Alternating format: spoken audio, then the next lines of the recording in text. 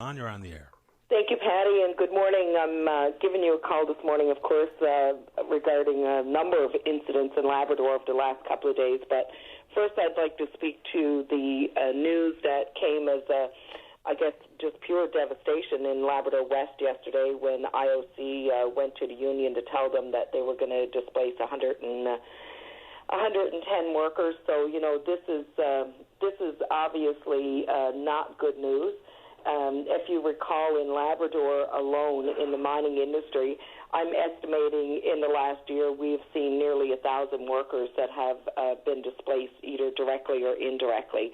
And that has a significant toll on the economy in one small region of the province. And it seems like as long as iron ore prices continue to drop, the recovery of it is going to be even more challenging.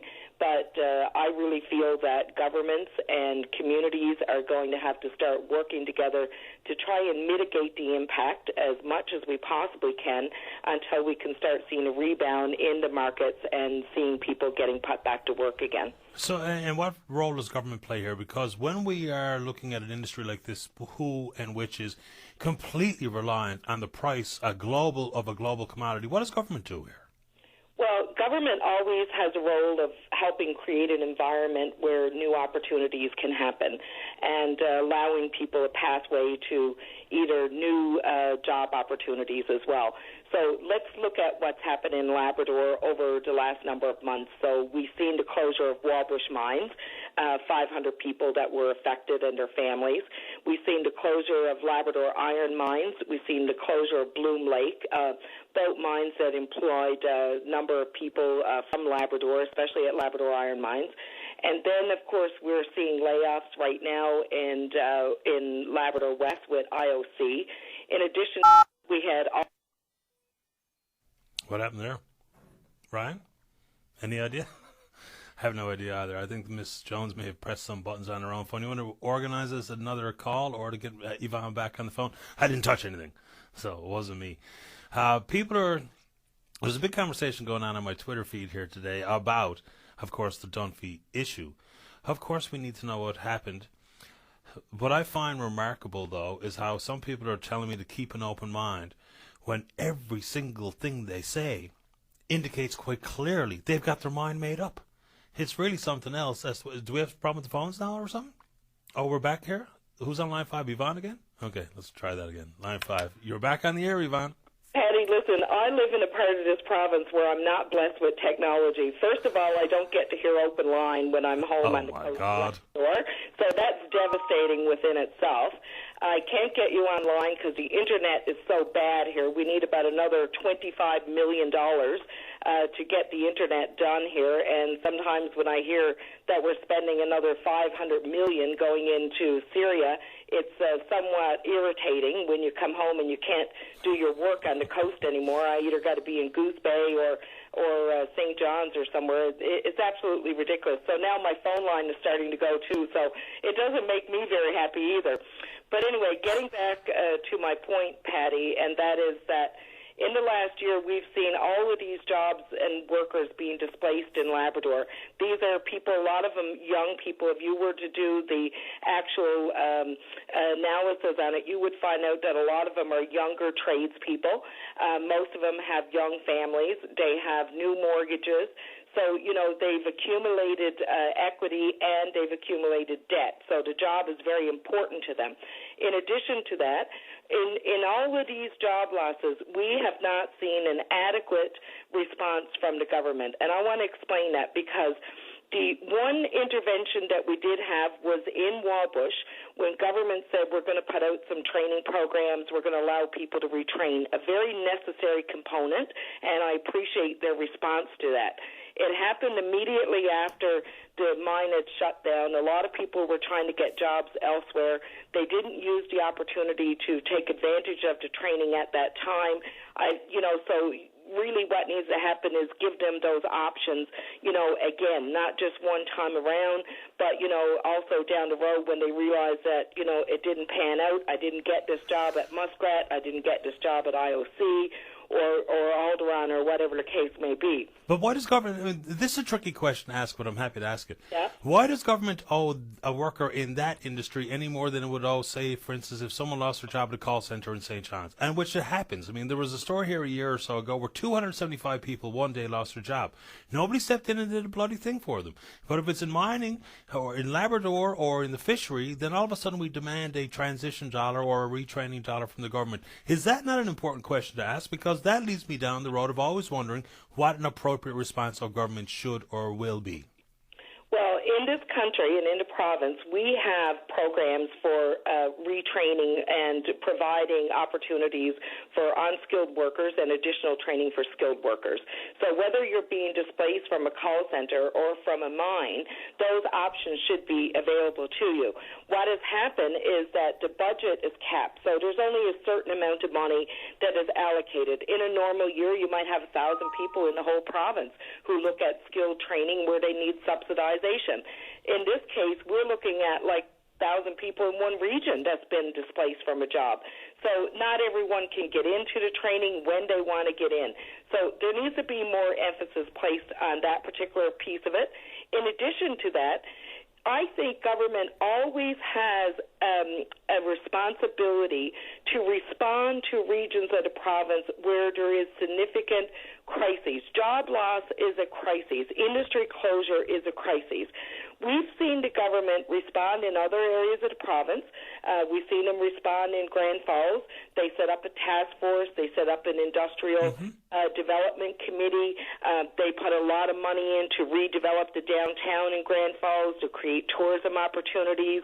They put a lot of money into environmental programs, which they're hoping to recover. We'll see what happens. But they were there. And the same thing in Corner Brook. I mean, with Kruger, we're after loaning this company millions and millions of dollars of taxpayers' money, besides the equity investment that we've made in the company, to save the 400 jobs. Because, the community is going to be devastated if that mill is to close.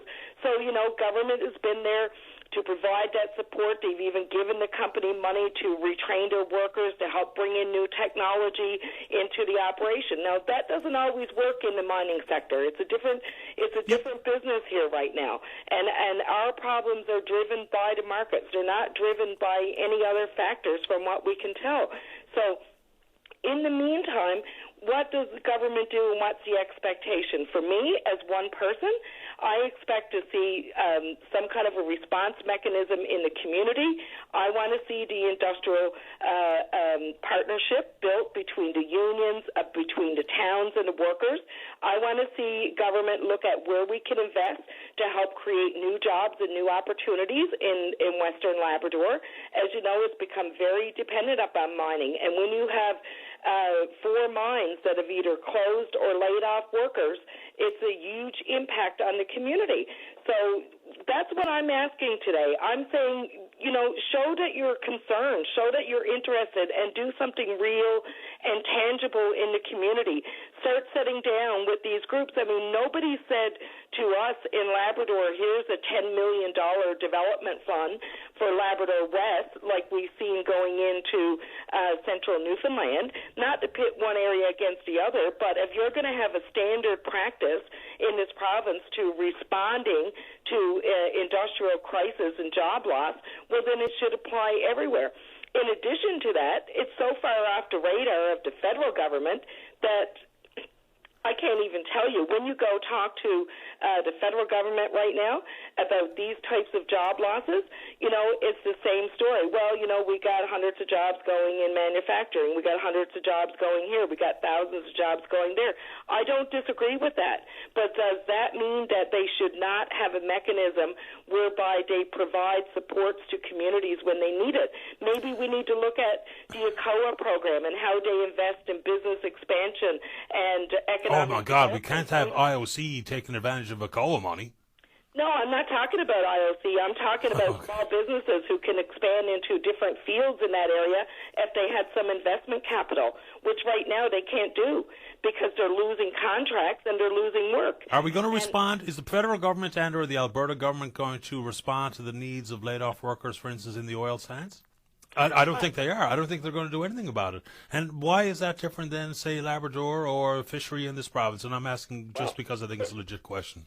First of all, they see the workers being laid off in the oil fields as being Newfoundlanders and Atlantic Canadians, not Albertans. So that's the first factor. Lots of Albertans work up right now that if you were living here and watching the recruitment that's happening in Muskrat Falls, this is why government has not been able to honor their commitment to hire Labradorians, is because of the layoffs in the oil patch, the layoffs at Bull Arm, and the unions are controlling the project. The government is not controlling the project anymore. Mm-hmm. So there's no benefits accruing to Labradorians because the unions are looking after their workers. You can argue whether that's good, bad, or indifferent, but it's the reality of what's happening. So if I was to go in today and say to Premier Davis, listen, you made a commitment to hire Labradorians at Muskrat Falls, and I all of a sudden have 500 skilled workers, tradespeople, most of them with journeyman certificates that are laid off. Are you going to put them to work at Muskrat Falls? I got my doubts if they're going to be given any priority whatsoever because of the differences between unions, and union is controlling the project, not the government anymore when it comes to workers, and that's why we're having a hard time getting people in there. And nobody is monitoring this. I'd like to be able to say to people in Labrador West tomorrow, listen, we're going to start looking at where your job skills are matched with the jobs we're going to need at Muskrat Falls, and we're going to start setting you up with the proper employers and the proper jobs. Who in government is doing that? No one. They have a skilled training office. They have an employment office. They have a commitment that says that these benefits are going to accrue to workers in Labrador, but that's it. It's lip service. Nobody is actually doing the work. There's no one on the ground saying, okay, we're going to take, 6 journeyman electricians at a Lab West or journeyman welders or operators because we need these. No, that's not happening. In fact, if you were on the ground today doing a survey, Patty, in Muskrat Falls, besides the displaced union workers that got sent home from Alberta and Bull Arm that are Newfoundlanders and Labradorians, outside of them, everyone else is from Alberta or they're from Saskatchewan, Manitoba area, or they're from New Brunswick area. And you can do a poll, a survey if you want. I mean, I talk to people working there, bus drivers, security guards, kitchen help. They see these people every day, and these are the few local Labradorians that are there, and they know who these people are. I got to jump in because I got to go to the break. But Yvonne, we all know that there is a hard time facing the folks at Lab West. And what really strikes me here is whether it be retraining dollars, employment insurance, transitional monies from government, is when we have regions that are so solely responsible or have to react to the price of a global commodity that is so volatile in the first place, the boom and bust is inevitable. It's 2 years ago the biggest concern was how expensive it was to rent a house. And now here we are with people, hundreds of people out of work. If we continue to rely on one-trick ponies, whether it be in the oil sands on oil, Labrador on mining, certain parts of the province here on the fishery, we are asking for trouble because this is cyclical business at best. It's never going to be long-term predictable. So as long as we pretend that we can continue to rely on those things, and to your point, whether it be a COA money to diversify small business opportunities, creation of jobs that are in supply and service, maybe outside of the mining business, there's where the long-term solutions are, not in transitional dollars or retraining dollars. Last time we retrained in one specific region of this province when fishery jobs were lost, we ended up with a bunch of hairdressers and watchmakers. They never rolled a hair bun or fixed a watch in their life. So it's just, none of it is really any real vision for how we make it a long-term fix. We all are quick to say, here we go, few bucks in, short-term fix, the problem goes away, and in fact we just perpetuate the problem because the next bust is right around the corner. Patty, it's funny you brought up the fisheries training, but you got to realize something. In order to get your money when the fishery failed, you had to retrain. People didn't really care what they done. No, that's right. The paycheck, right? Absolutely. This is a different situation where I'm saying, give people options if they need those options. But, I think there's a bigger picture here, and we can't forget that. And the bigger picture is the government, for many, many years, enjoyed the revenues of mining activity in Labrador. They were the first ones with their hand out to get the dollars at the end of the day. They sucked it into the provincial coffers. They used it for whatever they want. Here we are today with almost 1,000 people out of work in the last year in Labrador, with a Muskrat Falls energy development project on our doorstep, hiring up to 3,000 people, and we got to fight to get a Labradorian on that job? I mean, that's the temporary project that could tie people over until... But I think we exaggerate that too.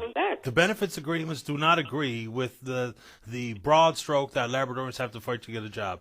I mean, for starters, I don't know why we are so hell-bent for leather to prioritize who gets hired instead of the best person who is able to take a job when and if the job pops up is the first person hired. Listen, even when that best person is a Labradorian, they're not getting the jobs in there.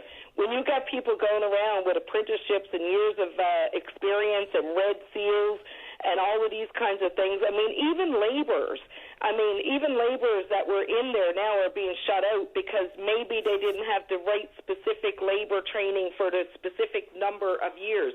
It's all a scheme to keep people on the outside and not allow them Why are we scheming to keep people on the outside? Where's the end result? Where's the goal? They're bombarded with displaced unionized workers. But that's a union problem. That's not a benefits agreement job or the government or an Alcor. That's the bloody union if that's the case.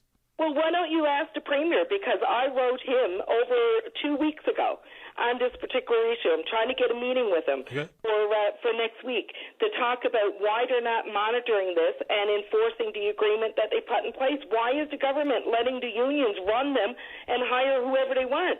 I mean, they have become absolutely powerless. You know, when you make a commitment and you cannot own up to that commitment, well, then you no longer have power and you're the people in charge.